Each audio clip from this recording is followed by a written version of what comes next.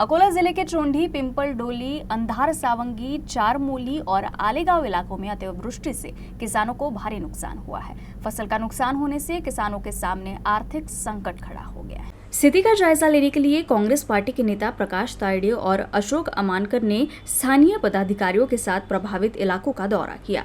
उन्होंने किसानों के खेतों पर जाकर स्थिति जानी। किसानों ने अपनी पीड़ा व्यक्त की और मांग की कि प्रशासन पंचनामा करते समय बिना किसी भेदभाव के सभी प्रभावित गांवों को शामिल करे। किसानों का कहना है कि भारी बारिश के कारण फसलें पूरी तरह से नष्ट हो गई है। कई किसानों ने बैंकों से कर्ज लेकर खेती की थी। अब फसल नष्ट होने से भुगतान का संकट निर्माण हो गया है।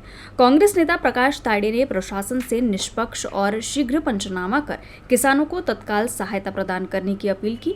इस अवसर पर कांग्रेस के पदाधिकारी और कार्यकर्ता बड़ी संख्या में मौजूद थे।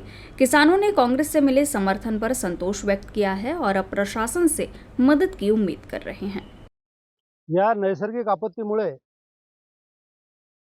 अचानक आलेल्या पावसामुळे या भागामध्ये, डोंगरी भागामध्ये आणि आदिवासी बहुल भागामध्ये भयंकर शेतीचं नुकसान झालेलं आहे।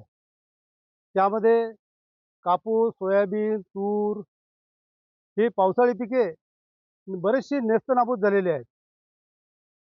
त्यामध्ये तोंडी, चारमोळी, जामपात्रण,